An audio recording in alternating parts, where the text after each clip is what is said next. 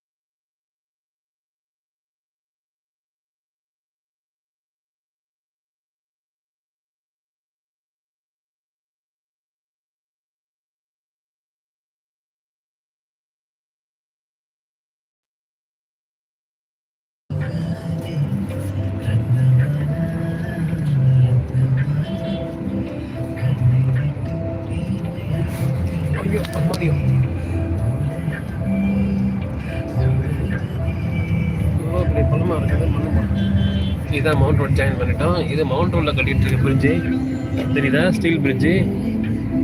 இது கட்டிட்டாங்கன்னா மவுண்ட் ரோட்லேருந்து சைதாப்பேட். மவுண்ட் ரோட்ல எந்த இடத்துல இருங்க, எல்டாம்ஸ் ரோடில் ஏறினீங்கன்னா சைதாப்பேட்டில் வந்து இறங்கிடலாம். அந்த பிரிட்ஜை கட்டி முடிச்சாங்கன்னா எலெக்ஷனுக்கு முன்னாடி கட்டுவாங்களான்னு தெரியல, வாய்ப்பு இல்லை ராஜா. கட்டி திறக்கலாமான்னு தான் அவங்களும் பார்த்தாங்க, திறக்க முடியலையே.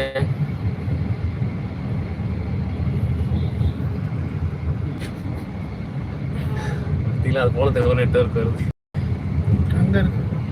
பார்த்தீங்களா. இதுதான் இந்த ஸ்டீல் பிரிட்ஜ். உதயசூரியன் ஆட்சியில் கட்டப்பட்ட பிரிட்ஜுங்கிறதுனால உதயசூரியனும் மலையில சூரியனும் வந்து நிற்கிது.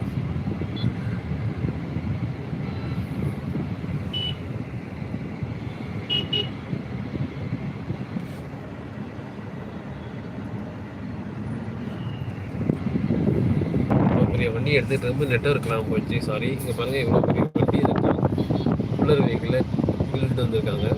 இதை தூக்கி இந்த மாதிரி வச்சு கட்டிடுவாங்க, சரிங்களா.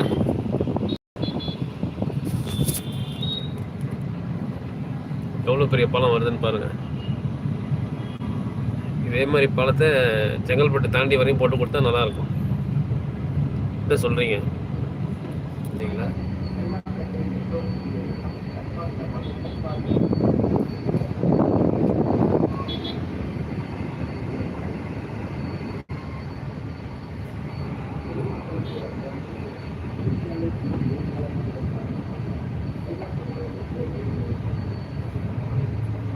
இந்த இடத்துல தாங்க அந்த பிரிட்ஜு வந்து இறங்க போகுது. தேனாம்பேட்டையில் ஏறினீங்கன்னா சைதாப்பேட்டை மெட்ரோ கிட்ட வந்து இறங்கிடலாம். இதுதான் பழைய bus stand, Saidapet bus standing தான் இருந்தது. எல்லாத்தையும் தூக்கிட்டாங்க.